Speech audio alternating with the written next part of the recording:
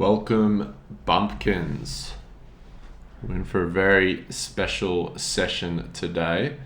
This is a live coding session and our first testing session. So I'll just wait for a few people to come into the chat here and then we'll steam forward. So if you are watching this stream, I know it was a bit of an impromptu one, but please come into the channel and just let me know if the microphone is working and you can hear me. That would be much appreciated.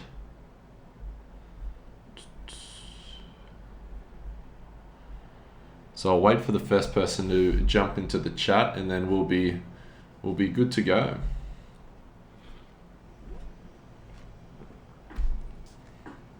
Maybe this is what happens when you do a session on testing. Usually we're a packed house of developers, but here we go. Streaming in. IP cables, can you hear me? How's this coming through?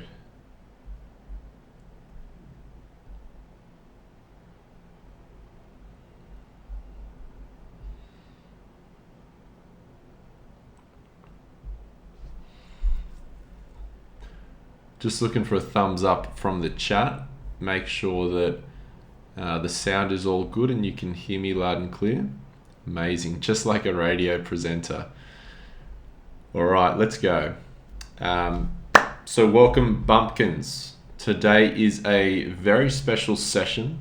It is a live coding session and we're going to go into writing tests. And specifically, we're going to be building out this fertilizer feature. So crafting potions, applying these potions to your crops to give them boosts. But we thought it was a good time to actually go behind the scenes and sort of show our workflows of how we write tests for Sunflower Land. It's a huge repository. We've got 55 contributors all over the globe that are working on this. So it's super important that we write tests, just so it means that we can develop quicker and make sure that none of our players experience any bugs. As always, anything that is said during these sessions does not mean that it's going to make it in the game. So you do not want to make any assumptions. Anything we say is not financial advice. Always do your own research around cryptocurrency. That out of the way, let's jump into this. So first few questions in the chat. We're in Sunflower Studios, but where is Craig? Where is Spencer? Everybody's working from home today and it is just me that came in to the studio. They may pop in. The weather is quite on and off in Sydney at the moment. So it's one of those days where you just want to stay at home, but I booked in a live stream, so that's why I'm in here today. I'm going to come in here and jump into the GitHub. So for developers who are following along, who are contributing to the repo or just looking at how to write tests, you can come over to Sunflower Land on GitHub at the top here. It's a public repo, and first off, we're going to jump over to the discussion and talk a bit about the feature that we're going to build today. We've got this sort of discussion area.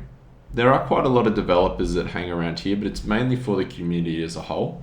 A lot of the artists come in here, a lot of people around just tokenomics and general ideas come in here and start a discussion. And we had this one open for 2 weeks now. And this is the potions. And so the idea of the potion is you can apply these to crops.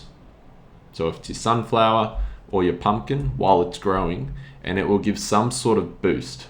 So this could increase the yield, it could make it go quicker. Who knows, there might be one that turns it into a mutant crop. That would be something. And so we, as always, we sort of put this out, floated the idea with the community, and got back some amazing art submissions. So we're going to have a bunch of different potions and fertilizers in the game. I guess the point of today's session is to build the foundations for how this would work in the game.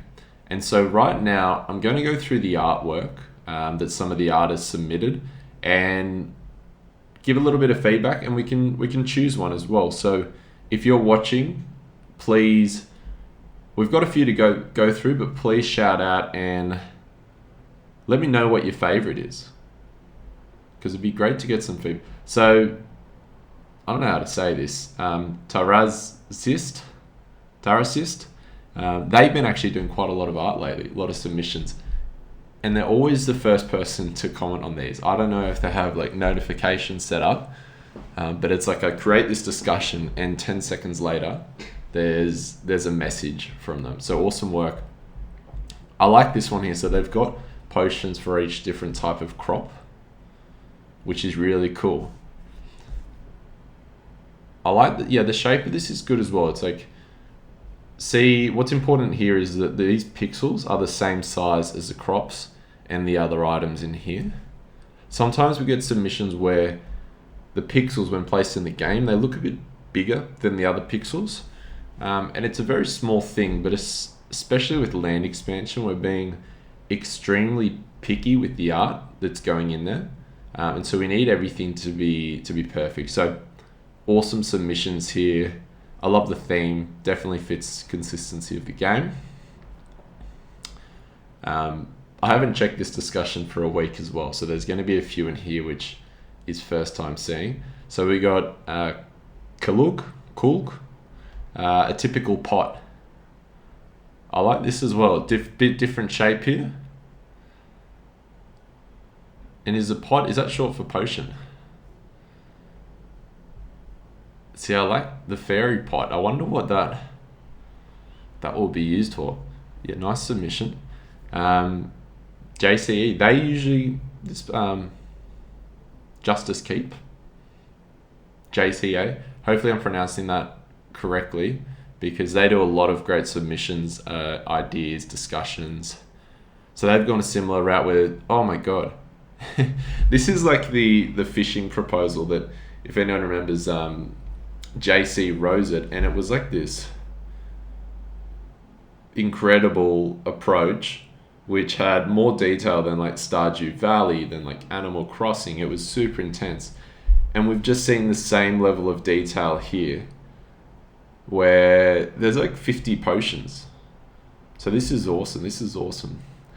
Today we're just going to grab one for the sake of this, but the idea with these potions is once we build out these foundations, we can start adding all these different types of potions that will be available. Cool, so this is a bit Tarasist, again posting. I like it, same colors here. I really like the aesthetic of these ones. It fits quite nicely in the game. I don't know if it's like the muted colors, a little bit muted on these. Compare these to these ones here. I would say that these look a little bit more like playful and pop out a little bit more and fit with the theme. So these are really cool. I think one of these is my winner so far. Digital Farms. The potion for goblins. This looks like a beer that the goblins would have. I love it. Mr. Snorch, another regular. So they've designed 3, maybe 4, maybe more of the cakes. So they're a crowd favorite at Sunflower Land. This is cool. The animation, it definitely gives that like mystical feel to it. I feel like if we go like this magic route, or have like a goblin wizard, these would fit so nicely there. SF Watt. Oh, this is a cool approach. So I think I saw up to Mr. Snorches. I haven't seen these ones yet. This is above and beyond. They've done the full environment for it all. So we've got iconography on top of the potions, which is really cool. I really, really like this approach. The gold potion, that gives a nice little bit of sense to what it can be used for.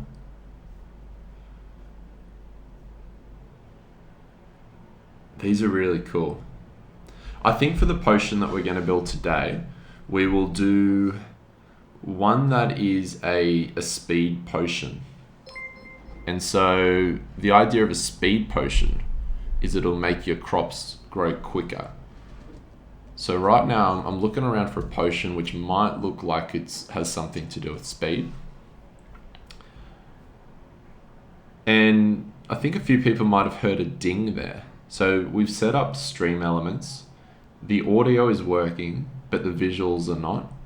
During our streams, we're going to start having popovers when people join in and do special events. It'll come up on the stream. Huge shout out. We're super grateful that everyone is subscribing and engaging in these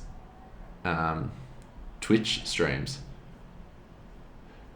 This looks like SF Watts posted, and one EL is trying to one up and has responded here. I love it. These are cool. I like these vertical sort of potions. These feel more like something you'd drink, which will be part of the bumpkin functionality. ESP123. These are cool. Okay, so this is similar to Tarasist, who did some sort of different theme for the potions. S123 has come in and done some really cool crop specific potions. These are awesome. These are really cool. For today's potion, it's going to be a generic one that you can apply to any crop. So I'm not sure if these specific crops might give the wrong intention to the user if we chose these ones. But I definitely see once we start adding these different types of potions that these will be very useful. Little Lines. So they've come in and they've actually created their own bumpkin character, an Einstein character, which I love. So they're perfect for a submission here.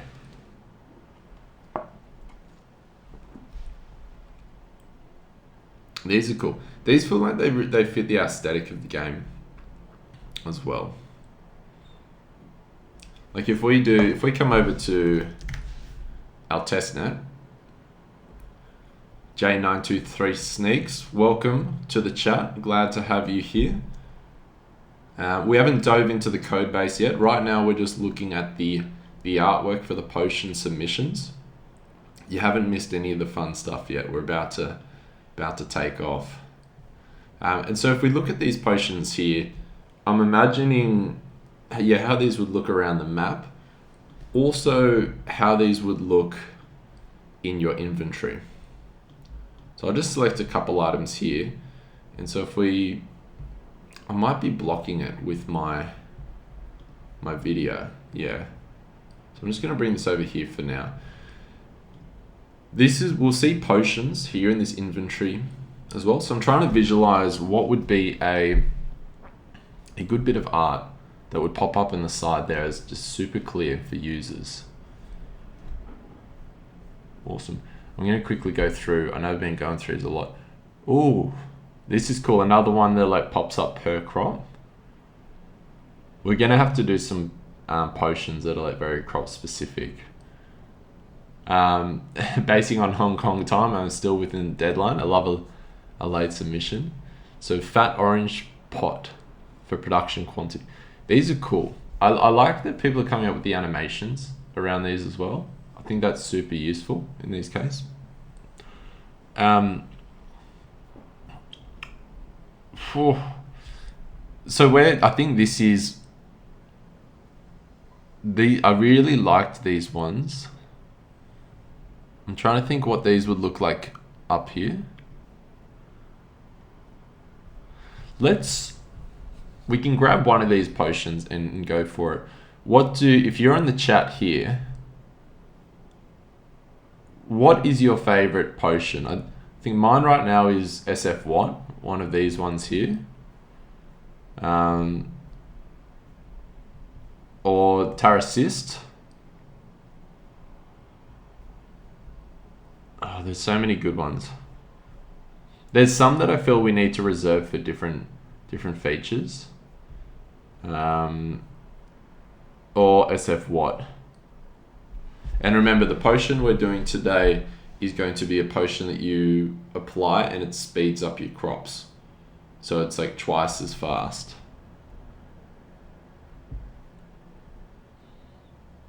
So yeah, if you're watching the stream, I know I'm going through this quickly. Maybe go through Sunflower Land discussions, check out the potions, and I'd love to hear a bit of your feedback. This is always the toughest part, is picking art that the community submits. Oh. Trying to think. So if we look at these other items, some of them have like black borders, and that works well in the menu items here, or darkish borders. Even the sunflower is a little bit darker around the edges. So maybe I'm trying to look for something that's a little bit darker than the grey around the edges, and that's kind of where I'm looking with these potions. I'm going to come in here, I'm going to grab this one here for now, this yellow one, like this. It's bright, stands out a bit. So for now we'll grab this. If you're watching, come give you a suggestion around what you think would be great.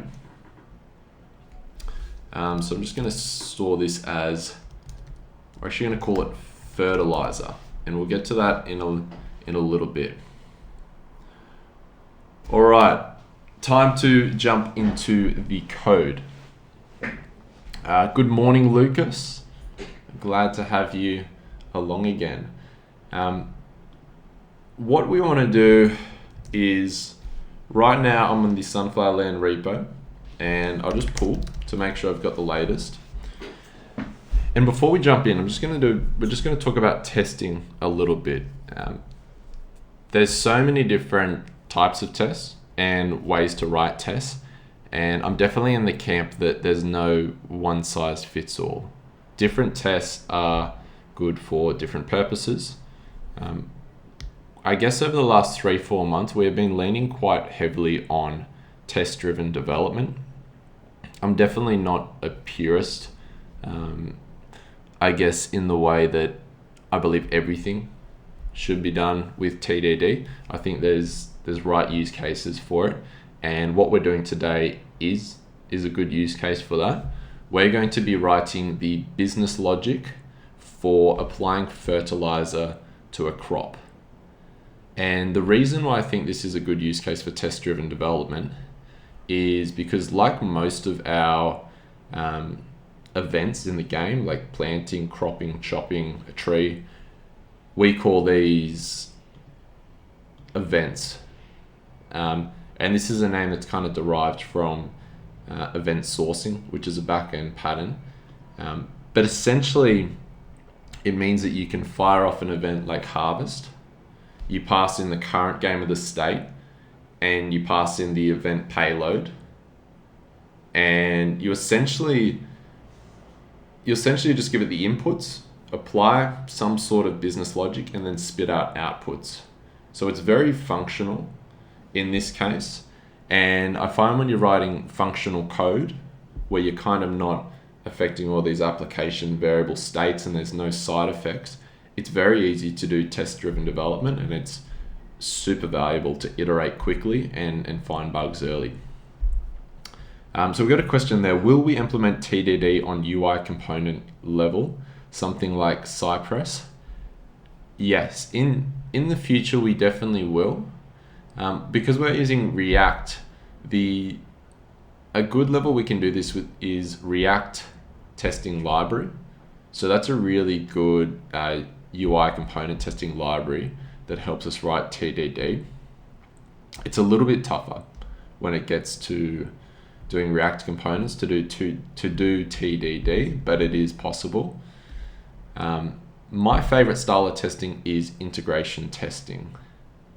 And that is when you test a bunch of components together. So not just this event by its own, you actually test that the tree visually is getting chopped, that the event gets fired, and a database value updates. That's where I tend to put a lot of the effort in, or I tend to find that's the most rewarding for your effort and time you put in there. But writing events for all of these different actions you can do in the game, this is the most critical part of the game, and we can't screw it up. So we need to have a lot of tests around this. So as soon as an open source contributor or the team comes in and makes changes, these tests will automatically run before we deploy anything, and it'll catch errors. And these are super important because if you're a player and you went to harvest an egg, for instance, if there was a bug in here that let you harvest the egg, but then the game server threw an error in the background, the player wouldn't know about that. They could have harvested their egg, shut their laptop, and gone off on their day. That would be super annoying because the visual feedback that the player got is they just harvested their egg and they see it in their inventory and everything looks fine. So they close their laptop and they come back in 24 hours to get their next eggs. Or 48 hours. So in that case there, it's super dangerous because this user believes a certain state has happened. The UI reflects that certain state. Then they're going about their day. If they come back 24 hours later and it's not there, that's like a disaster in those cases. Same with like planting crops. If crops start disappearing, if trees start disappearing, turning from stumps to big trees again, those are the really critical errors that we can't screw up, because as a user they would just get extremely frustrated and leave the game. And so in this case here, we are going to create a new file and we're going to call it fertilize crop.test.ts, and I'm calling it fertilize and fertilizer instead of potion because I'm trying to stick to this whole farming domain that we have got in Sunflower Land. Fertilize with an S because we're in Australia right now. Someone raised a PR, I think it was VDeck Infinity, on our documentation page, and they went through and made a change request for all the S's and to change them to Z's. But in Australia, it's like nationalize. I think the big ones was decentralization. We spell it with an S here. America and most of the world spells it with a Z. And it was just quite funny to see that PR come in and change all my S's, my Australian S's, to the Z's. Since most of the core team, everyone in the core team is based in Australia, where we're going to be sticking with the S's for now. So before anyone comes along and calls me up for a spelling mistake, I just thought that was worth dropping there. With test-driven development, the idea is that you write the tests first and then you write the functionality after. So you make sure that your tests are all up and running, and then you sort of set that in watch mode, and as you start to build the functionality of the code out, all of those tests that were previously failing because you hadn't written the functional code yet start turning green. And so that's the idea. So if we come on here and go fertilize crop, there's going to be a few red lines while we're writing these tests out, but as we go on, we'll see this sort of normalize. So I'm going to write a few of these test cases out. The first one is that you cannot fertilize a crop that doesn't exist. So if you try to place fertilizer on a field that's empty, it should throw an error. Well, maybe I'll put this word a little easier. Fertilize, it does not fertilize an empty field. Next up, I think we can go does not fertilize a crop that is ready. So ideally you can only fertilize a crop if it is still in the growing phase. Doesn't really make sense to make a crop grow quicker once it's already finished growing. So we've got does not fertilize an empty field, does not fertilize a crop that is ready, does not fertilize a crop that is already fertilized. I think this is pretty important. Once you apply a fertilizer, you can't keep applying fertilizers to it. So this will help us, will prevent players from wasting extra fertilizer.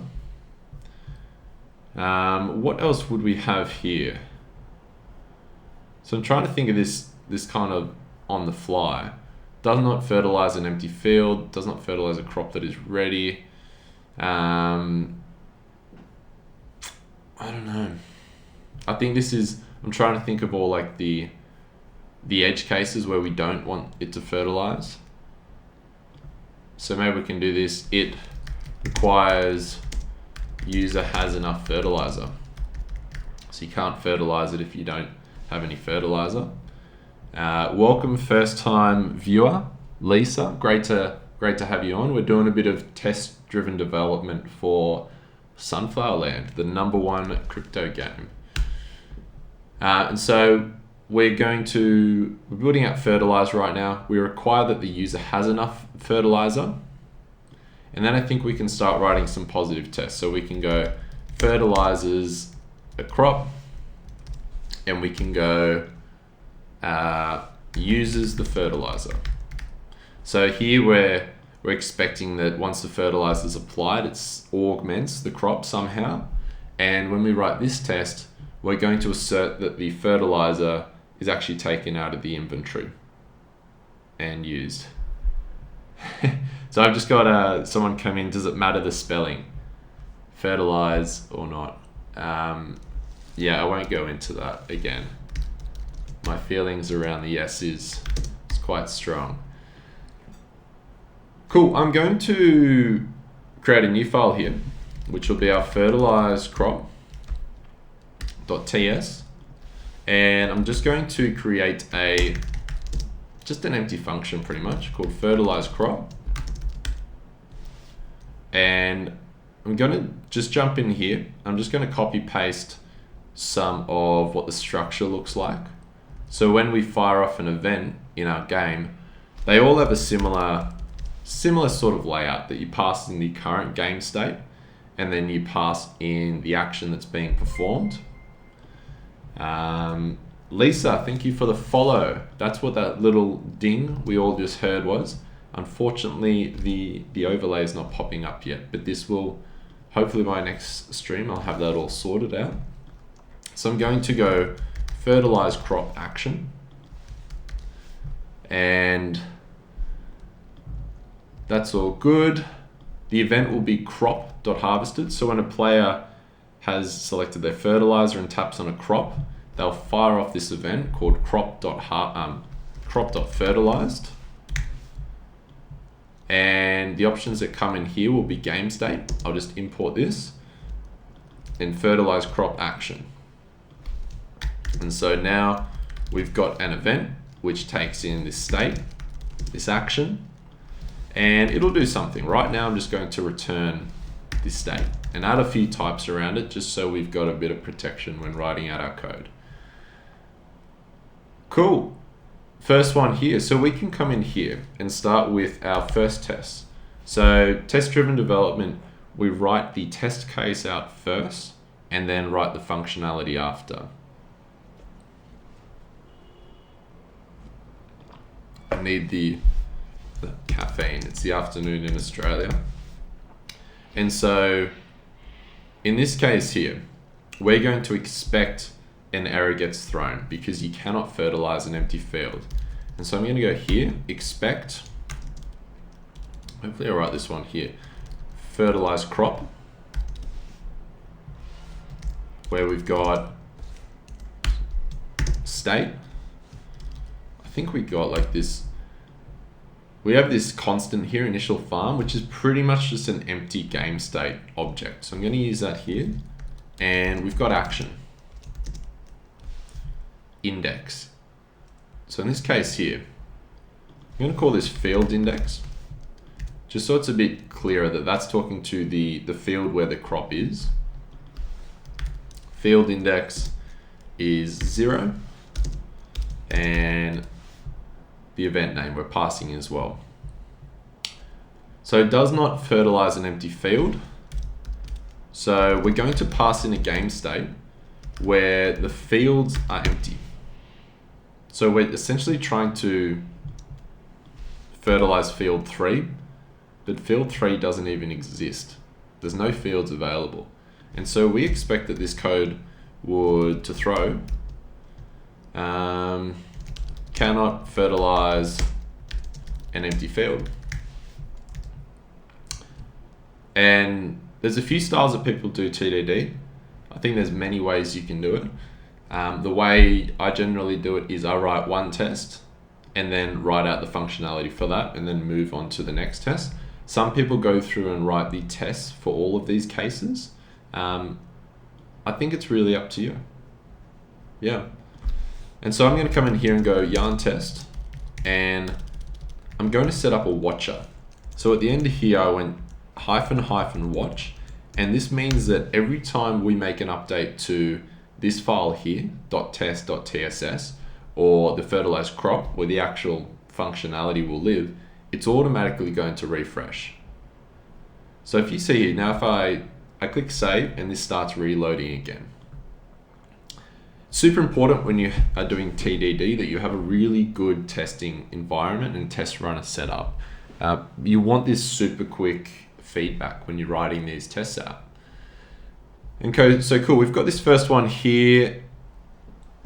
Does not fertilize an empty field. Expected it to throw, but it did not throw. So what have I done here? I think when we do there's some syntax when we do to throw. Okay, so I actually needed to return a function. I was invocating it early. So we've got this test here. We're expecting this to throw an error. Thanks, Mark, for the posture check. And not JC for some hydration check. We can see here we've wrote tests, but the function isn't working yet. So we expected it to throw, but the function actually did not throw. And so now it's time to write out some logic for this.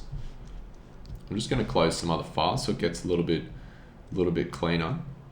And so in this case here, we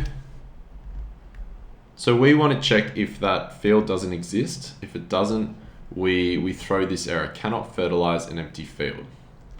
So in this case here, if we go state.fields, action field.index. So if that is empty, let's throw new error, cannot fertilize an empty field. And so this is running the test suite, and we've passed one. So for any engineers in the chat, this is what we live for. This is our addiction.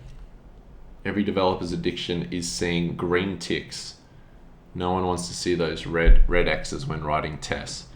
So that's a good feeling. We've just done our first test-driven function, and because it's all set up sort of as a functional programming, you just got inputs and outputs. It's quite easy and quick to write tests this way. The cool thing about TDD is that you can have engineers that write code for 2 or 3 hours and just write the test for them before even running it in the game. So we'll probably spend an hour here just writing tests out before we even open the game and to see if it works. But the good thing is if you've got all these tests that are backing it, more often than not, you'll find that things just start working seamlessly. It's kind of contradictory, especially when you first come into programming. When you have an idea in your head like fertilized crop, you just want to jump in and start writing code straight away. And I think a big part of this is that we always underestimate how complex something can get, and we just want to start building the functionality out for it. But before you know it, you start coming across different edge cases in the functionality, things that you weren't really planning or thinking about, and you end up having to refactor, change things around, and then your functionality starts breaking. TDD is great because it kind of says like, let's slow down, let's think about this, and let's set up tests for everything. So firstly, you put a little bit more thought around the edge cases that can pop up, but it also means that, hey, if we then decide you can fertilize the same crop twice, we can make that functionality and all of our tests are already there. And so it means that we're not going to introduce some other bug. We're not going to accidentally remove a field or something like that, because we've got all these tests set up around it. It's a super quick way that you can then refactor. So we've got our first test here. We've got Romy in the chat. Romy, I just came to see the test pass. Romy is a testaholic. He, I think he's definitely the catalyst that led to us going very heavy on TDD. He's that type of guy when you're pair programming with he makes sure that you always write tests. Awesome work, Romy. Feel free to jump in if you want to help out. This next one here does not fertilize a crop that is ready. So I'm going to come in here. I'm going to create a field in the third plot, and let's just have a potato. I'm a potato fan, and we'll set planted at to, how long this potato takes? 5 minutes. Maybe it's sunflower because it's a bit shorter. Sunflower takes 1 minute, 60 seconds. So we'll say that this was planted 120 seconds ago. I multiplied it by 1,000 because we need to use milliseconds here. There's a question in the chat, can you fertilize goblins? Yes, there will be some potions that goblins can have. I'll leave it at that. We're going to start with fertilizing crops, but you will be able to feed potions to your bumpkins, and that will cause some unique behavior. So you have to wait and see for that one. So I'm coming here, I'm going, does not fertilize a crop that is ready. We're going to write the test first and the functionality. And so I want to say here, crop is already fertilized. And so if we run this test,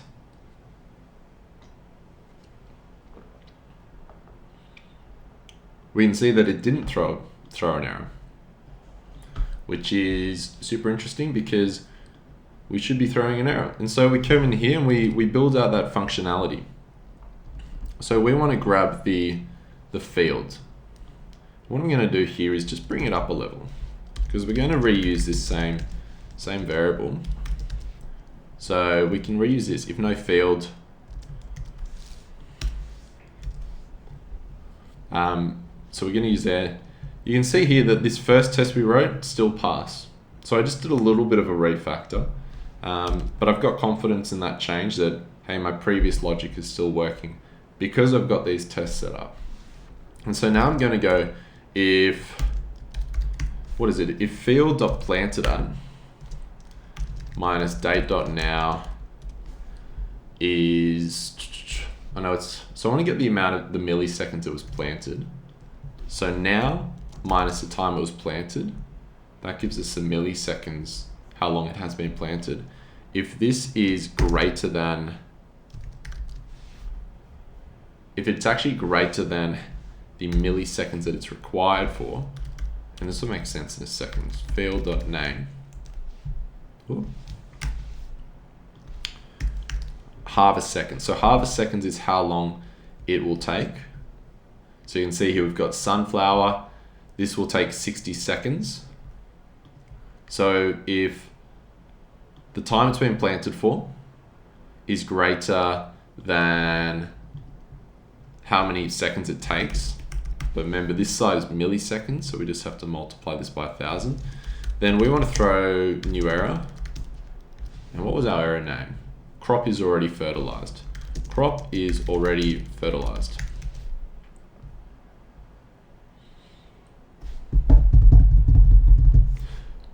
2 green tests. This is it. All right, let's move on to the next one here. We'll start to get on a roll with a bunch of these tests, and you can see how it's quite a nice way to work. So we've got does not fertilize a crop that is already fertilized. Cool.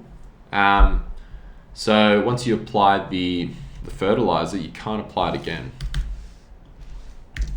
You notice as well that I haven't gone in and even created a fertilizer or updated any data structures yet. It's kind of good to write your tests out, throw in some input, some events, and just see how it goes. So Romy's just messaged Tuple. Let's see if, hopefully I'm logged in. I'm not logged in, mate. I can't, I forgot to do this before the stream. We don't do any login credentials to the stream. So yeah, sorry mate, I won't be able to stream in this case. I was meant to log in before I started the stream. Sorry for all Romy's fans out there.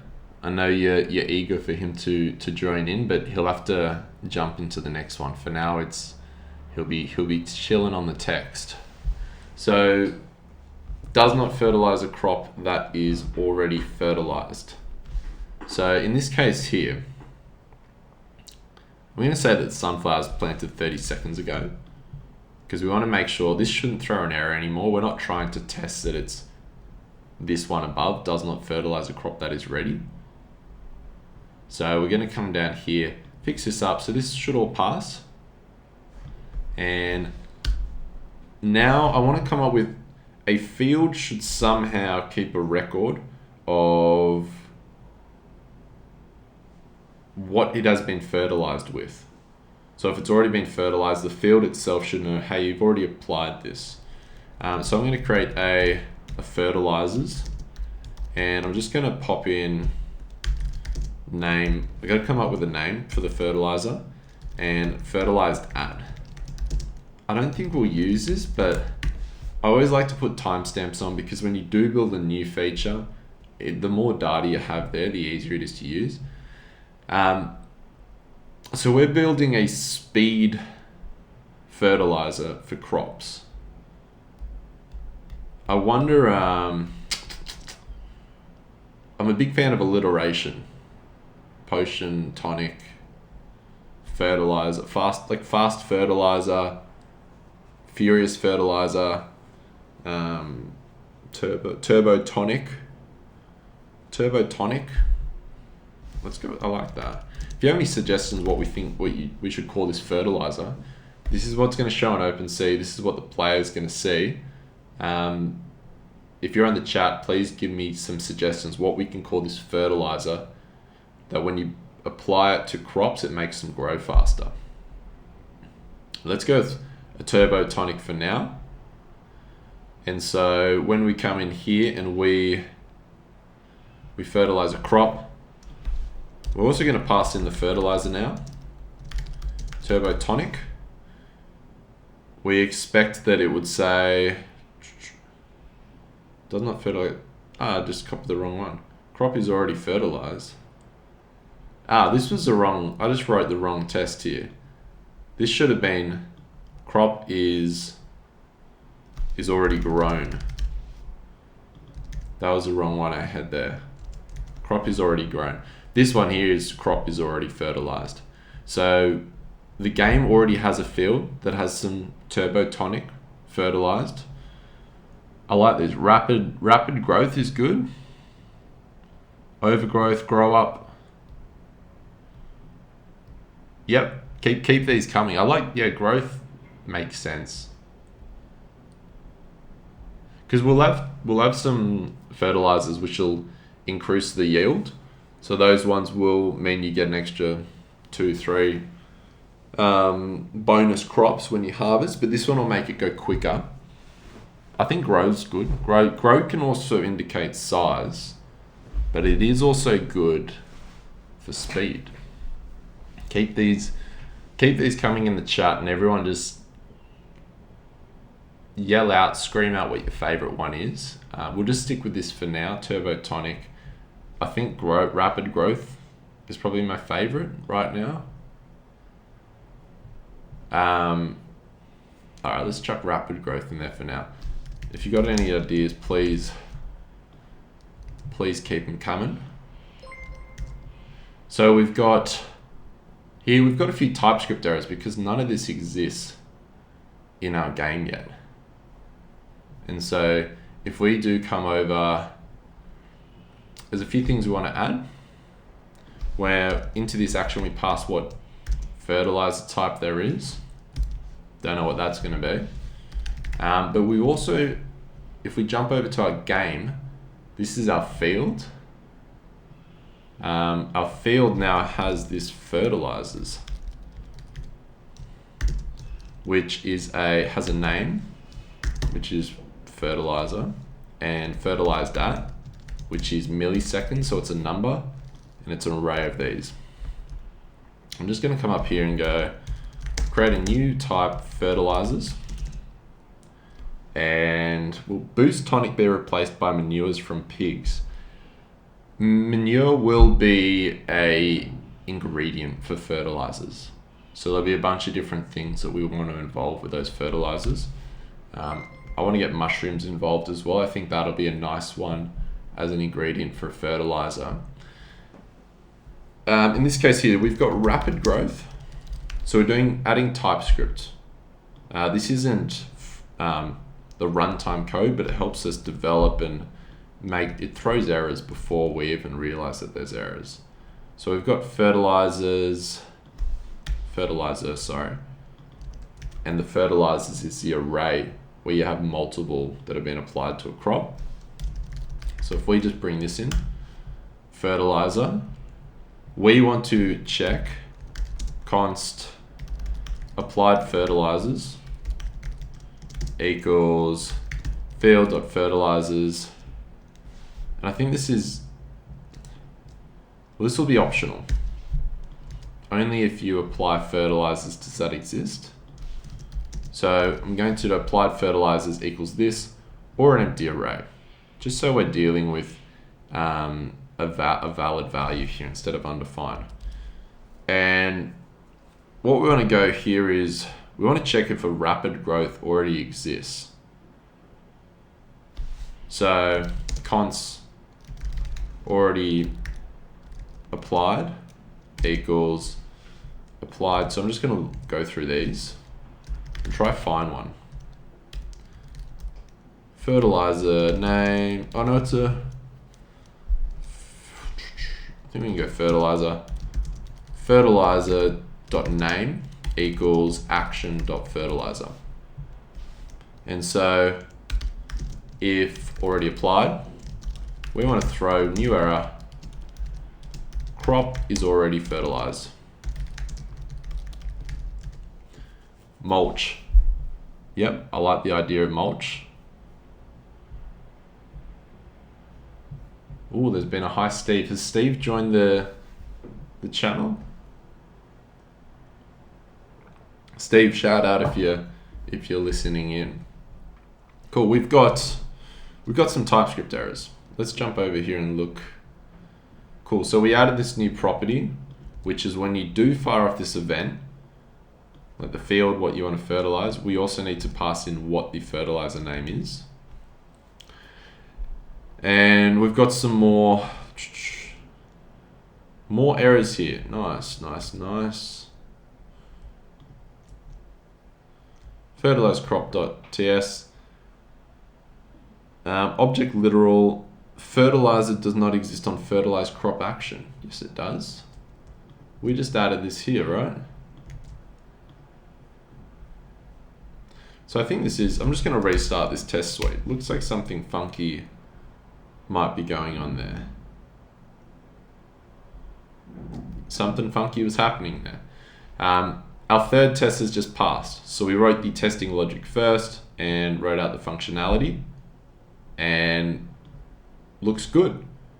So we've just added all these checks that if you're playing this game on the front end, if you somehow select your fertilizer and try apply it to a crop that's ready on an empty field or to one that already has fertilizer, it's going to throw errors and it's going to prevent you from getting into that invalid game state. There's one more here. So we've got requires user. Let's call it player. User feels very sassy. SaaS is a service as an app. It's like what most financial apps and music apps and all these sort of things, they call themselves. So requires a player has enough fertilizer. So we're going to come in here, sussy in the comments.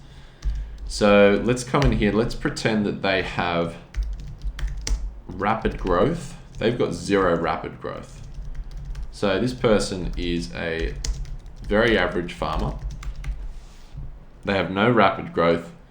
They're trying to cheat the system and apply rapid growth to their fields. So let's catch them out. Let's make sure that they can't rob all our hard-earned farmers that have fertilizer. Cool. So when there's no rapid growth, we're now going to expect that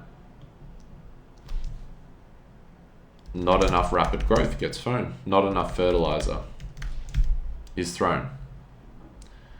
And so if we run these tests here, first thing that's going to complain is TypeScript. So we've got this big red line saying the game's inventory has no idea what rapid growth is, which is fair enough because we haven't come in here and added it to the inventory.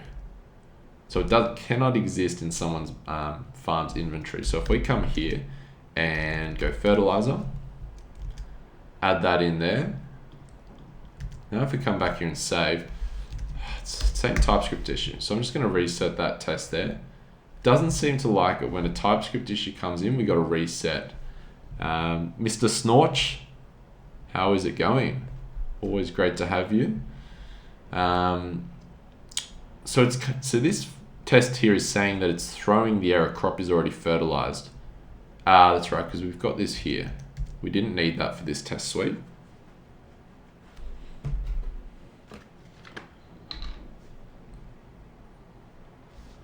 So we expected not enough fertilizer to throw, but the function did not throw. So let's include this logic to make sure that the user has enough fertilizer. So I'm going to come here and go fertilizer amount. So this will be how much fertilizer the player has. And this is another one where it can be, if it doesn't exist on the inventory, it could be undefined. So I'm just going to give it a default value. So it'll be 0 if they don't have it already. And so if fertilizer amount, if that is less than 1, we can throw an error. Throw new error, not enough fertilizer.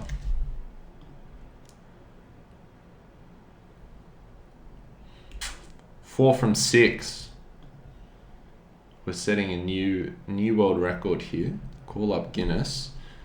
Next up, fertilizes a crop. So we've just gone through and made sure that all the checks are in place to prevent a cheeky farmer trying to fertilize something that doesn't exist or fertilize crops when they don't have fertilizer.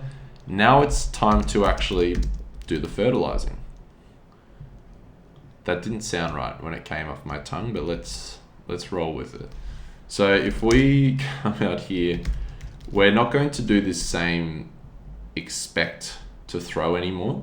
We're actually going to call the function, and we want to expect that the game state now has that field fertilized. So expect game state dot fields. And so if we come in here, I'll add another one here as well, just to make sure. It's always good to add a bit of extra data around there, just to make sure it's not affecting some of the others. Let's just go. These always get annoying. Just gonna put some hard-coded ones in here.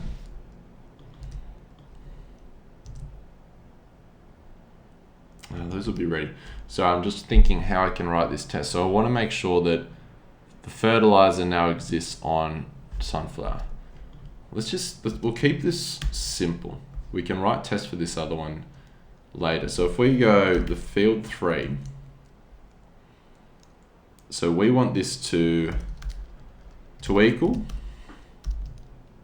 So we've got name sunflower. We've got planted at, and planted at will be this same number here. Because this is a function, it's going to change every time. So we got to be careful using this value. Let's just go const sunflower planted at. Put that there. And we expect that that's the same. But now we expect there to be some fertilizers on there. The name should be rapid growth. And fertilized at, it should equal a number. So I just got a comment here, multi-growth for the fertilizer that boosts amount of crops harvested. Multi-growth boosts here. Yep, yeah, that will be one of the boosts. We'll definitely have a fertilizer that when applied will give more crops. For right now, we're gonna go basic with this one that speeds up your crops, and then we can start building out these different ones. I want to leave this discussion for the potions. I want to leave this open. There's some really good art in here, and the plan is that we will use more of these. So if you have ideas, come in here. If you're a pixel artist, come in here and submit some art. So we're going to expect that fertilized at is equal to the current time. How do we get this? So we've got this. We want this to be date.now pretty much, but we can't rely on that. And the reason being is because date.now could change by a millisecond from this time this function gets run to the time this gets run. A pretty common approach whenever you have something that could be a variable or unpredictable, that could be like math.random, this could be date.now, something that changes every time you call it, is to do a very lightweight dependency injection. And so what we could do here is go fertilized at, and we can pass in. We can actually pass this in. So let's see. Actually, I think there's a few. If we looked at harvest, yes, they pass in this created at. And I think this is a generic parameter that gets passed into all of our events. So we're going to try something similar here. I'm going to put a created at here. It's optional. And if it doesn't get applied, we'll just default it to there. But we'll be able to use this when storing data on the state. And I'll show you in a second what this means. So I'm going to go const fertilized at equals date.now. And so I'm going to pass this in here, and I'm going to use this. So I'm going to make sure that when the fertilizer gets applied, that the correct time is also getting applied in there. So if we run this now, I'm expecting a red error because we haven't written the functionality for it yet. So we can see here that there's been no error thrown, but when we check, does field 3 have this fertilizer? It's saying it expected that this existed, but none of that was found. So we come over here, and if we write the functionality out for this, we can go state is the same. Then we've got our fields. So I'm just spreading what the previous game state was. We don't want to delete every player's field or delete their inventory. We just want to override that field. And so if we come action.fieldIndex, I'm going to grab this field we grab this at the top here, which is that field item. We're going to reuse that. And if we spread this here, and now we want to add fertilizers. I'm going to call this fertilizers here. And let's assume that we might have other fertilizers that are out there. We might have multi-growth that Amar Jivik suggested in the chat.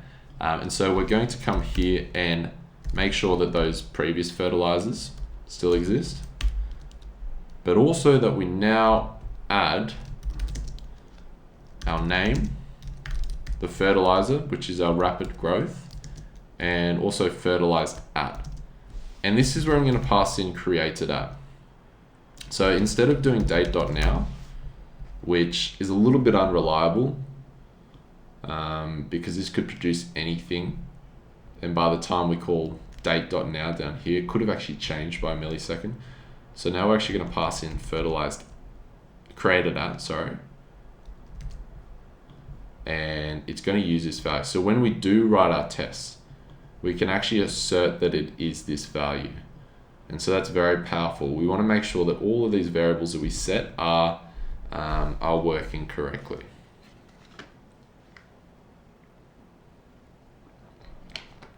I've been waiting for someone to do a hydrate in the Twitch chat, but it didn't come, so I had to help myself.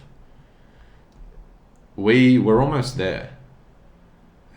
There's maybe some other edge cases that we could write, but I don't want to go too deep into all of it right now.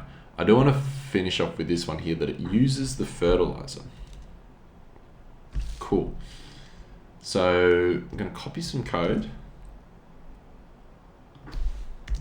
and we're going to write this final test here. And this is, I don't think we need all these timestamps because that's not what we're exactly after. We're going to say we have 5 rapid growths. We're going to say that it was planted a sunflower 120 seconds ago. And this doesn't really matter either. So now let's assert that GameState.inventory.rapidGrowth to equal, what do we have? 5 up here. So we now want this to equal new decimal 4. We run the test. You probably guessed it by now.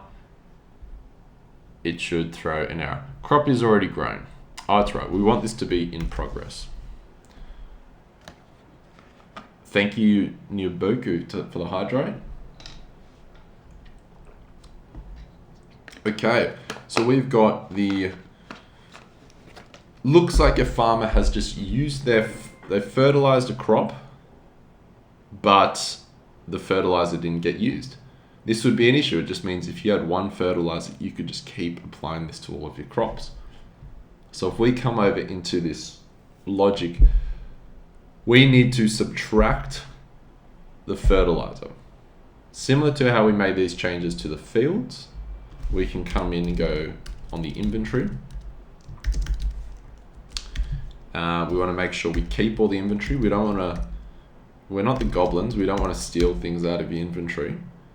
And for the fertilizer, which is rapid growth in this case, we want to make sure that it's the fertilizer amount minus 1. And so now if we run this test, we have got 6 tests passing. You beauty. Okay, so that is test-driven development and sort of how we approach using that, especially for these critical business events in the application. Something missing is that I think almost always, whenever we write this critical logic, we do pair programming as well. So that's one thing. Bit of a shame that we couldn't get Romy on Tuple, which is like our sharing screen and whatnot. But nevertheless, we got to dive into TDD and a little bit about the benefits of it and how it works. So if you are a developer working on sunflower land, or if you're working on your own projects, please go out, please try it, come back to our repo and give us a bit of feedback as well. Did Did you like this style of coding? Is this something that you would like to do? Let's keep going through. How long have we been going for? An hour? I'm happy to stay on for another 30-40 minutes, and we can try build out potions. So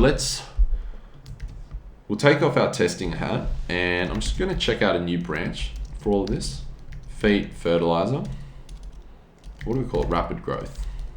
Feet rapid growth.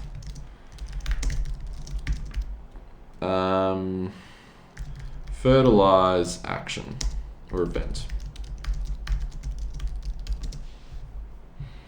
Would be cool if goblins and humans could wear gear, maybe like a way to upgrade your character. Well, that is the whole premise of bumpkins and dynamic bumpkins. So we're doing something that no other NFT project's doing, where you have your base character, which is, I'm blocking it there, your base character, which is your bumpkin. As you play the game, you unlock new outfits, weapons, shoes, boots, jewelry.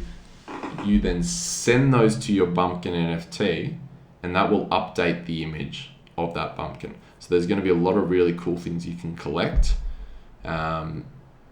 We hope players like it. It's one of these things that developing this and building it is super fun, and like we're all excited about this. It hasn't really been done before. There aren't any projects like this, so whether or not all the farmers love it as well, we'll wait to see that. But that is the whole premise of these ideas, and we're super keen for it.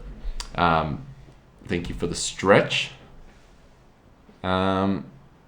Cool. That's it for the chat. So let's jump back in here. So we're going to unable to. Oh, I forgot to fork. What repo am I in? Oh, you're kidding. Yeah, okay. So I needed to fork this project because I'm not on my typical account. That's all good. I'll just see what we have here. I'll push this up to GitHub later. Hopefully you guys don't judge me that I didn't set this up from the start. At the end of this, I will open a GitHub PR. So if you do want to see the code and what we have done today, jump in there. That'll be a good way to check it out. So I'm going to jump into the env file. This is where you can set up the repo to run locally. And I'm going to remove the connection to the API.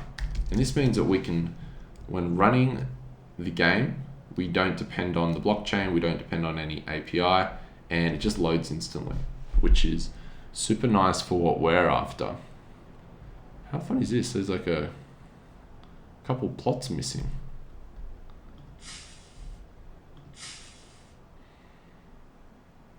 Don't know if I should be worried about that or not, but let's just go ahead. So we're gonna have some fertilizer that pops up here. When you select it and apply it to a crop that's growing, you will fertilize it, and then it'll start speeding up. Actually, you know what we forgot to do in the test? We didn't even make sure that it speeds up the crop. We got to write a test to make sure that the rapid growth actually works. We added the fertilizer, but it doesn't actually speed it up. So I'm just going to come in here. So we've got fertilizer as a crop, but for each different fertilizer that we add, we're also going to want to add the functionality. So applies rapid growth to a crop. And so in this case here, we want to make sure that it speeds up. It almost doubles the speed that your crop will replenish. So if it's a sunflower and you apply it, it should only take 30 seconds instead of 60 seconds. So we come in here, we've got sunflower planted at equals date.now. Let's just go date.now. Cool. fertilize that. So we're going to say that they plant it, then they're just trying to fertilize it straight away. In this case here, when we have gamestate.fields, this is a good point. So up here, it shouldn't have been, maybe we can remove this one here. Fertilizes a crop with rapid growth. So here we need to make sure that this planted at is actually halved. So if we go here and we'll expect that this will be, so I think the way that the crop speed works is that if we need to reduce it by 30 seconds, we actually increase the planted at. So we move the time that you planted at 30 seconds in the future. 30 seconds into the past. So that means it'll actually, when we do the difference from how long has it been planted for, it'll look like it's already been planted for 60 seconds. So if we go sunflower planted at minus 30, this is what it should be. We run these tests again.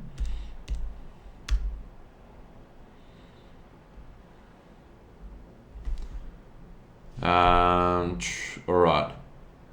So if we jump in here, we can see that it hasn't cut down the seconds required, which is because we haven't written the logic for it yet. So we need to write some logic to apply the rapid growth to the field. So here where we've got the planted at, we need to get the previous planted at, and we then need to subtract, we've got the crop here, const crop details. Just going to reuse this just so it's a little bit cleaner. So we crop details, harvest seconds. So we're going to halve it, right? So divided by, times 1,000, seconds to milliseconds, divided by 2. Rapid growth is the only available fertilizer right now. I'm just going to include the comment there, just sort of helps people out. And so it worked. Normally, if you weren't doing TDD, you would write that functionality, then you'd have to load the game and select things and try it out, wait 30 seconds and see if it's all working. But you can see how quick that was for us just to do it. We had these tests that were asserting that the outcome was correct, and so we could just move very quickly there. All right, so I'm going to jump back in and we're going to add some fertilizer in there. So I think the first thing we need is we're going to include this image. The image, we need some fertilizers here. So we downloaded this one before. This was one from the GitHub discussion, huge shout out. We will use more of them in the future, but for now we'll go with this one. And so if we jump over to the images, we're just going to put this into the repository. We've got animals, crops, decorations, icons, UI, tools. Doesn't really fit into any of these so far. So I'm going to create a new one here, fertilizers. There's been a question in the chat from Mr. Snorch. What will happen to all of our resources when we go to land expansion? Will you burn them or what? You will keep everything in the inventory. Everything that you've collected so far, that will stay in there. All of your tokens will stay in there. It is just the land itself which is going to change. So the trees, you're not going to have 5 trees. You're going to have to expand your land to discover trees. You're not going to have gold. You're going to have to get to like level 5 or 6 before you can start to discover gold. The plots won't exist either. So as you expand new bits of lands, you're going to get new plots to plant your crops. If you had leveled up, so you've gone through the progression, you made the meals to feed the goblins and unlock the 2nd, 3rd, and 4th plots, you'll be rewarded equivalent. You'll be given resources and things that will give you a huge head start on players that hadn't already done that. There'll probably also be an Easter egg in there, similar to Sunflower Farmers, for those people that upgraded to the max. When they came to Sunflower Land, all their fields were there, plus they got some extra bonus item, which was the tombstone. So we'll do something there, but it's always been like that. Whenever we need to do migrations, the first point is making sure that current players, they're the first priority. We make sure that all of their items that they've got up until that point will still be there in the new system, or the equivalent for whatever that is in the new system. Cool, I've added the fertilizer in here. So I'm going to come in here and we're just going to have to include this on the images. We've got a lot of images here. So I'm going to come in and put fertilizer, import, rapid, what do we call it? Fertilizer. We should probably call this rapid growth, just to be a bit more specific. Rapid growth from source assets, fertilizers, rapid growth, rapidgrowth.png. That's what we'll call it. And we're just going to come down the bottom here. This is where every single image lives. I think we put it just above the buildings. So I'll go rapid growth. The toughest thing about coding is sometimes just coming up with names and descriptions.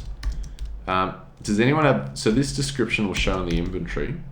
If anyone's watching Twitch right now, could you please give me some ideas for what we could be here?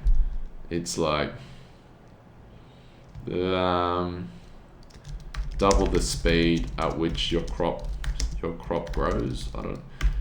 That's lame. We want something that's a bit nicer, a bit more engaging for players. So please help me out and please give me a few suggestions around this.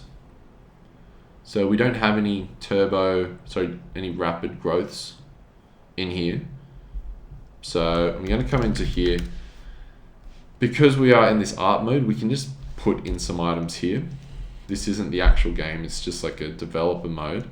And so when we need to quickly develop things, we come in here and we hard code them in.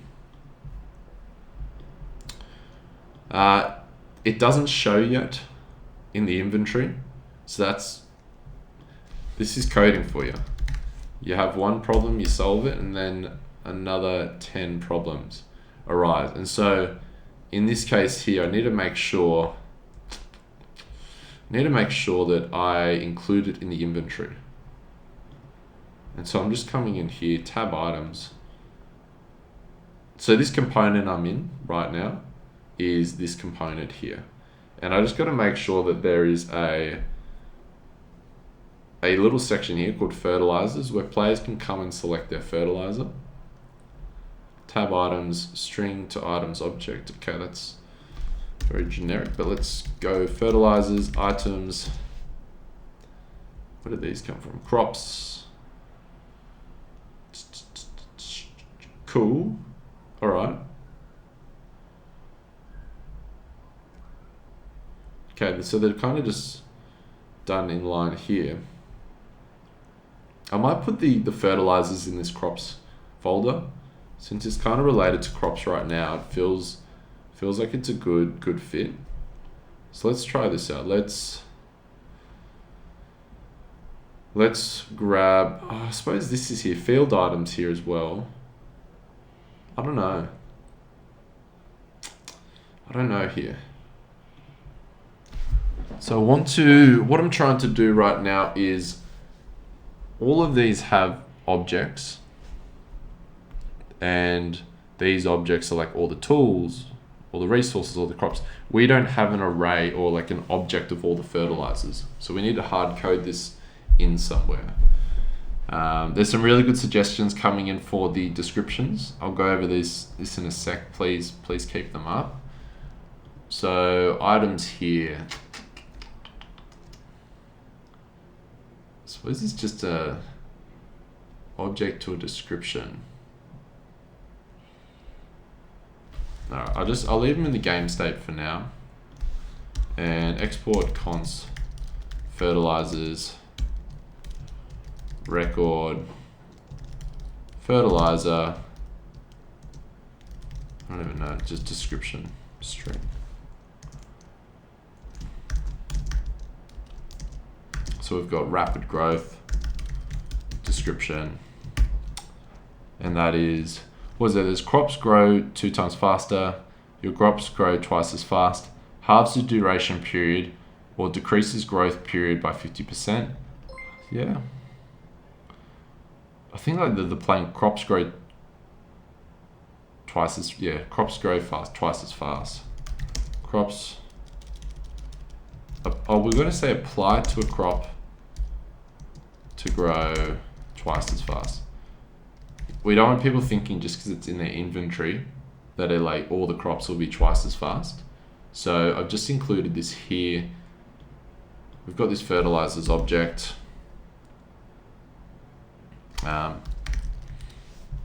We have this images here. We were defining it as well. I think we can just, where were we? Rapid growth. So I think this is where we can just reuse fertilizers, rapid growth description. And so now when it comes here, we've got our fertilizers. And hopefully fertilizers would, yeah, there we go. So we've got our 5 fertilizers. So Cool has just messaged, Adam, please make sure that my next egg batch gives me a mutant. I'm about to have a mental breakdown. Join the club, mate. I am still waiting. Spencer got his first mutant. I think it was yesterday or when were we together? We're all in the office on yesterday.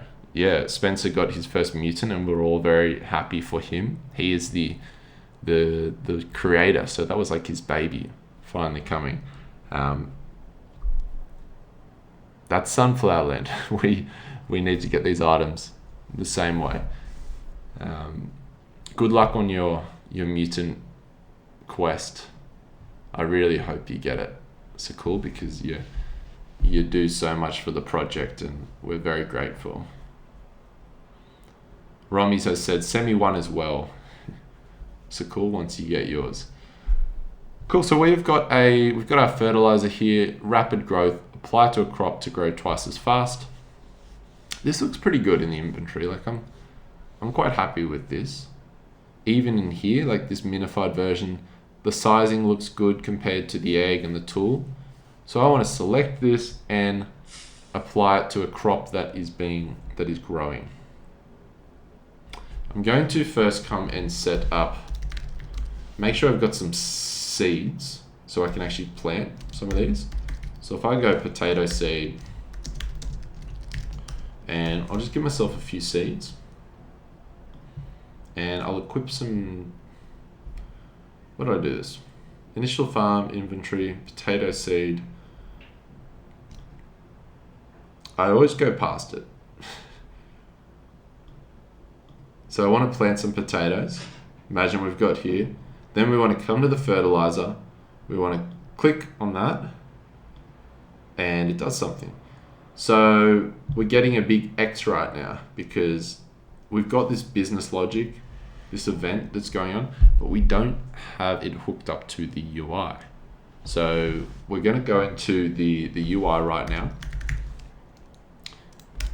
and let's build that. So the field component, this is where we got to come in here. And if we come down here and we want to look at this on click event,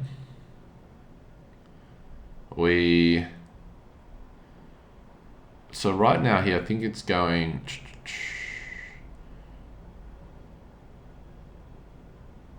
so this is like when you're opening up a crop reward that might have some things in there.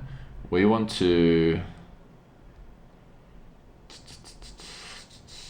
so that's when your selected item is a shovel. Whew. Let's add some code. If your selected item is fertilizer, we're going to fertilize it. Cool. Let's do it.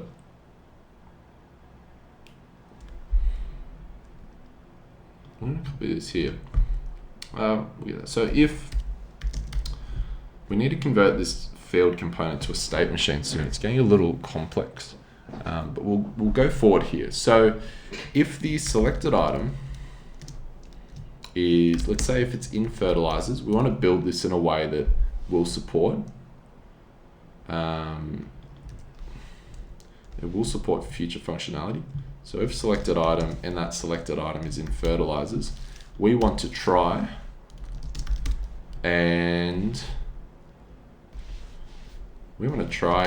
apply that fertilizer.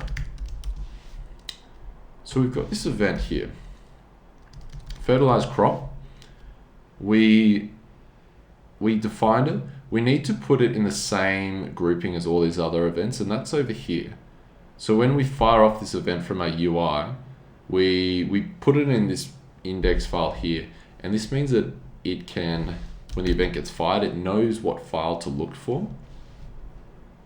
So I'm just going to come through here.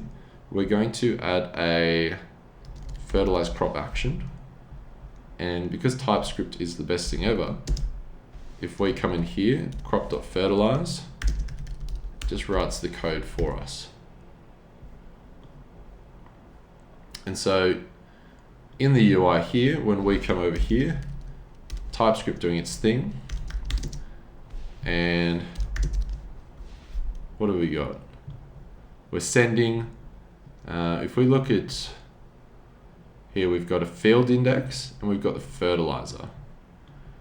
So we've got a field index we've got to pass in as an argument, and the fertilizer, which will be the selected item in this case. Because up here we've asserted that it is a fertilizer, and then it's going to run here. Rommy's in the chat. It'd be really good to have some sound effects for fertilizer. So we'll just leave a little to do. Sound effects. But remember, there was a bunch of errors that we were catching before. That was if you don't have enough fertilizer, if the crop is already grown, for instance. So it's a little lazy, but what we're going to do is just show that little X, the red X that popped up before when we were interacting. Let's see how this looks. So if we plant a potato, 2 potatoes, we select our fertilizer, and I click there. That was pretty good. So it's actually applied, it just jumped halfway forward, and our fertilizer just went down. So this is that beauty. We just did TDD and it was all just working. But a red X also showed up. I don't know what that was. So I'm going to come in here.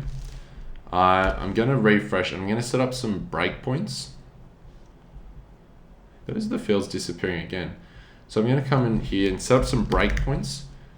This is useful because it means we can pause the code at a certain point in time and inspect what is happening in the application. Super useful for debugging. So we've got here. So if we plant a field, select our fertilizer, apply the fertilizer. See, it's just stopped here. The code has just come here and it has stopped on this code that's about to run, hasn't run yet. I think I know what's going on here. So I don't think catch is actually running. It's just returning it. So one important thing that we forgot to do here, you can see that once the fertilizer is being placed, we don't want that code to continue. If this code continues, it's going to try and harvest that crop, which isn't ready.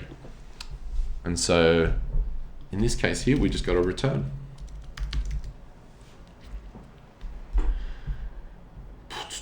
Okay. Potato planted, fertilizer selected. Boom, fertilized, just went from a baby sapling into a potato that is ready for the farmer's market. If I click again, yeah, we get some red error. I wonder,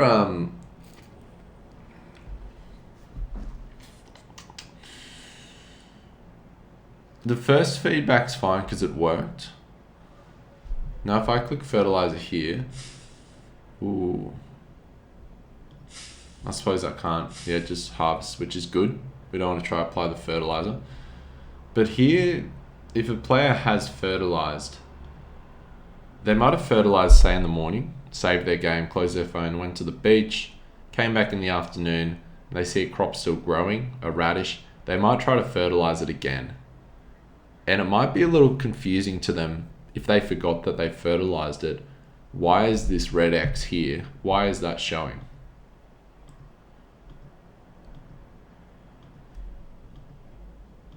So that's quite tough for a player. So I think in this case here, we need some sort of indicator that the fertilizer has been placed.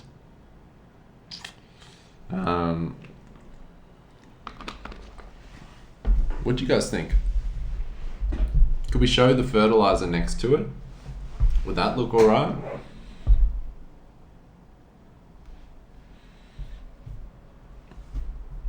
I love being by myself. I think there's a good 40 seconds lag, by the way, between what I'm saying and the chat, which is interesting. Thanks, Lucas, for the stretch. The crops could glow when the potion is applied. Let's see what that looks like. CSS glow. So CSS is the styling language that we use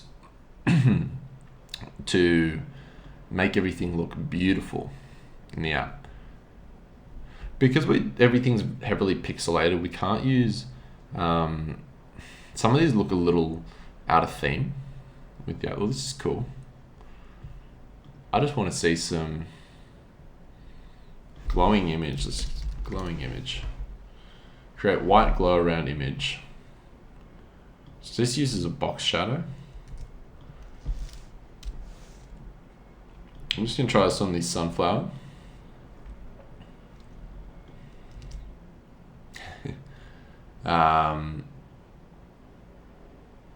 Classic. So I think what we got to do here is because it's a square image, it's a bit hard to apply that glow, but we do have it on. We do have this, like if you see that, the white glow around the goblin, there is an alternative you can use for CSS with images. When you actually want it to ignore the transparent ones. So we're going to come in here and what are we going to do? We're going to look for, this is what it is, filter drop shadow. So if we apply this instead, we now get a white border.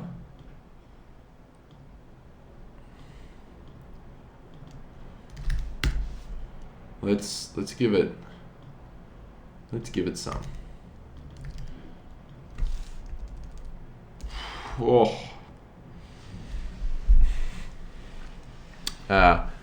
So this is kind of cool. Like kind of that effect. It's a bit heavy, the red. The crop and the soil are one image together, so we can't. I think it'd be really nice if it was just on the crop. That still looks cool. Let's grab I'm just gonna use this color picker and let's grab the color of the turbo tonic. Maybe like this. So if we use this color instead of red,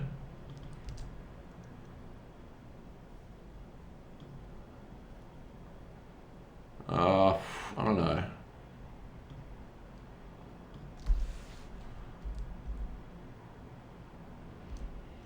What does that do?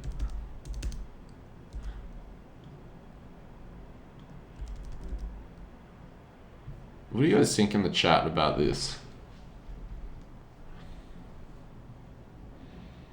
Make it RGB, more frames per second, true.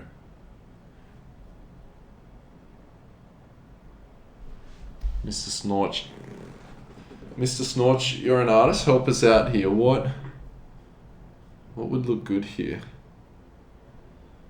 It's kind of like we just, because everything's so heavily pixelated, we don't, like shadows, you can see it's just like a hard color. We don't do blurring. I think it looks a little off with the rest of the art.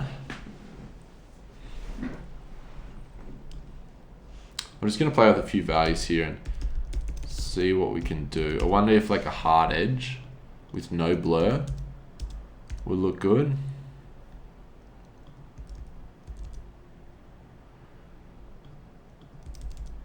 What does this one do? That's the Y.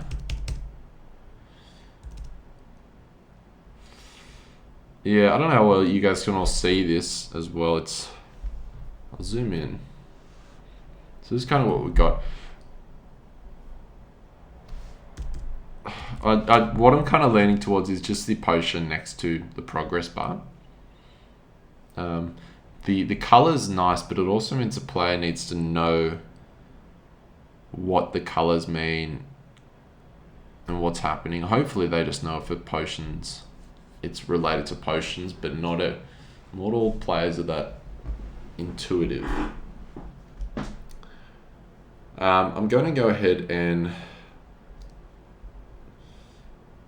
just try to look at what the potion looks like next to the health bar. Position absolute.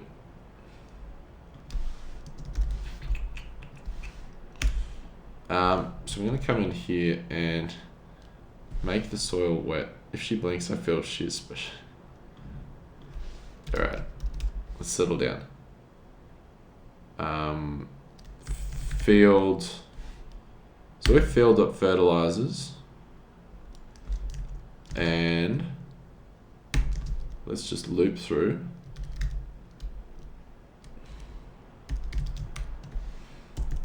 Field.fertilizers.map. So we could have multiple fertilizers in the future. So I'm just going to set up a cheeky little div here. And in this div, we will render all the images of the fertilizers that are applied. So if we go through each of these, map through each of these, and we want to return an image component, we'll grab this image. If you remember where we added this before, rapid growth, this is where we define that image. We're just going to grab this same variable with this. So we've got rapid growth. Sorry, I think we needed to, that was an object, so we needed to grab the name dot image and class name. Ooh, let's make it small. Let's see how that goes. So more things here. I like the idea, but as you said, the game is made of pixels. A glow like that doesn't match with the game theme. Dan has come in and said, should just show a potion icon next to time remaining while hovering over a crop. Yep. All right, so just on the hover. Yeah, it's a good idea. What I'm trying here is, oh no, there's an error. Cannot read property of undefined.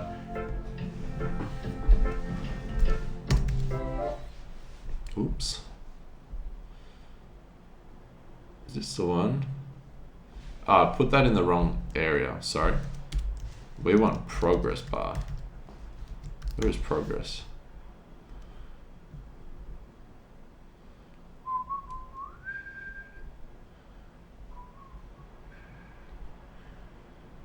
So I'm just going around, maybe, is it up here? Oh yeah, okay, it's in the wrong, I was in the wrong area. So we're actually on the soil which contains the field. What's planted crop? What? So we've got some other type here. Planted crop, this also needs to have those same fertilizers on it. Fertilizer. I'm going to go back to that. I think we don't need two separate types there. But if we come in planted crop,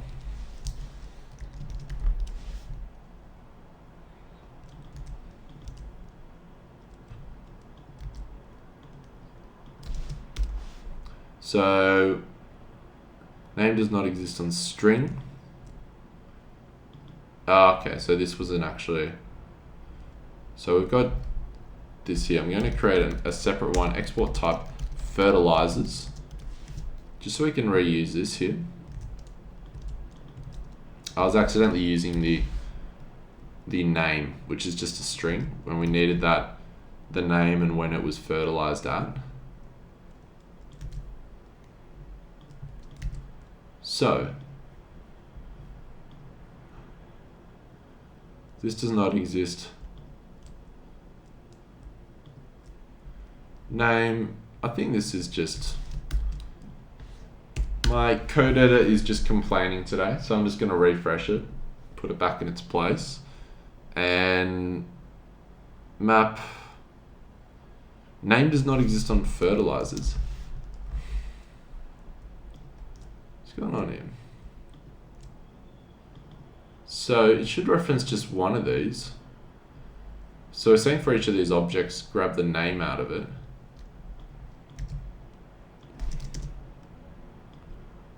What does this think it is? Planted crop, fertilizers. Oh, it's already an array. Azara QL, you have double array. That was, I think maybe you wrote that and I saw it in the corner of my eye, and then that's what saw it. Thank you for that tip. Alright, so I've just rendered all these potions next to the progress bar. I think it makes sense on the left of the progress bar. Let's see. So if we plant this here and boom, and it's gone. So I've just come in here, I've just grabbed the progress bar. It's 3 minutes. There's, okay, so we've got this here. We've got something here. We've got image here, rapid growth, and it's just not showing. I don't know why. Let's put a height in. No. Width full. It might be that it can't fit. So I'm just going to put in some random, yeah, okay, see there that it starts stretching out.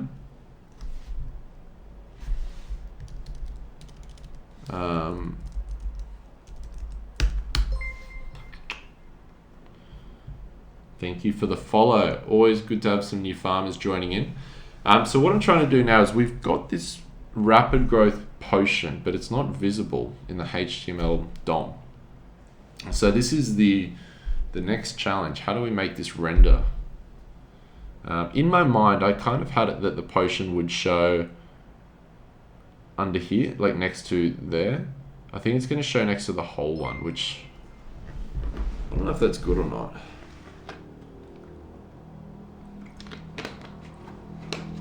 I wonder what it would also look like just hovering over the top as if you've applied it. The progress bar colored accordingly to the used potion.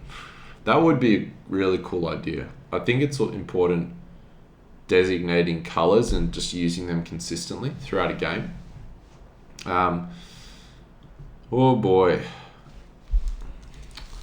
I'm gonna just see what it looks like if we place it somewhere else. So we're going to see if we put it above the top here. So there we go. We've got our rapid growth. So this is, it's just going to grab the image. Where are we? Here we are. And bring it forward a little bit.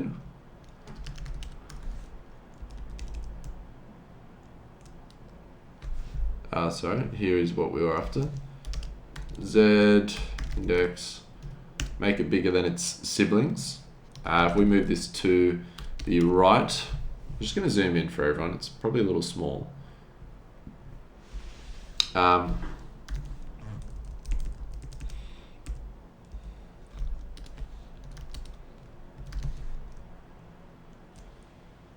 wondering if we had it like there and it was hovering up and down. That's pretty clear feedback to the player that it's been applied. Can the potion be laying near crop, like someone dropped it and spilled it on that crop and gave a buff? Yeah, I think those would look better. I'm just seeing what we can do with the limited time. I think this, like, if you're in the chat, what do you think of if you were to use a potion and this is what you saw? At least from like a player point of view, is it clear of what's going on, that it's been applied?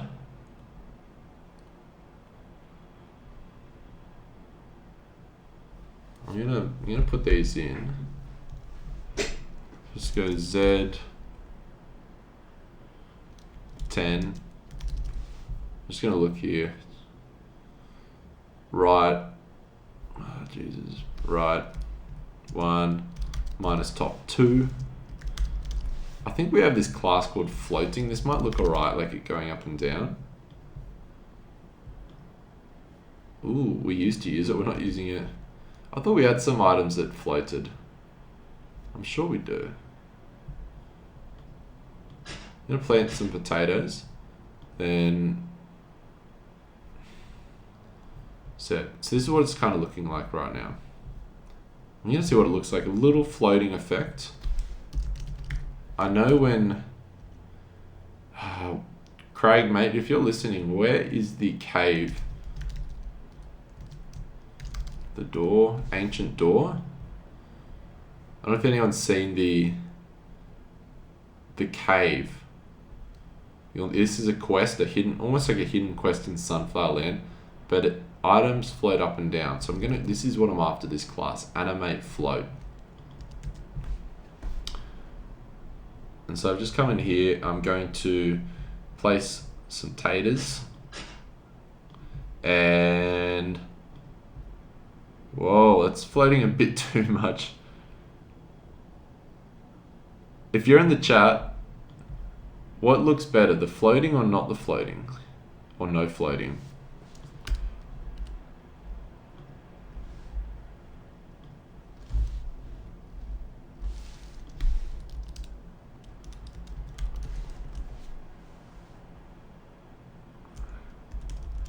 I think it's too heavy, the floating effect. I think we just go no floating for now.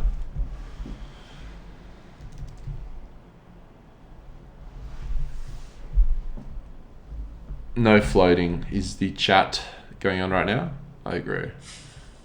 So let's come in here, let's plant some potatoes. Cool. So now when I go to click on there, there's a red X, but hopefully they know not to click on it. Like, the potion's already there. That's what we're going on. Floating is hella cool in my opinion. We got to, I think it's tough if you had a whole field. It might be a little distracting because that animation was a bit full on, having these things going up and down. We try use animation sparingly in Sunflower Land because there's so many things going on now, and there's going to be hundreds of more things in the game. It would just make people go into like an epileptic fit if everything was animating and going over the place. All right, this is kind of, I'm going to take a screenshot of this. I'll open a PR up on this. But we have just designed the Fertiliser feature. Thank you everyone who has joined on this stream. We've done it in less than 2 hours. So let's set some standards. Maybe it's how quickly can we release features. How do you get a rapid growth fertilizer? That is the question on everyone's minds. you'll be able to craft these in the game in the future. We're thinking from mushrooms or some other exotic resource that will come into the game. But these first batches of potion, they'll pop up in the salesman, and there is also a community, I think it's trivia and competition, that Chicken and a few other people are organizing. So if you're in Discord, pay close attention. I believe, I love the community. I don't have to put my head in too much. They just organize all these things. From what I hear, it's going to be a team-sided event, trivia or games or competitions. And the winning side is going to get a bunch of these potions.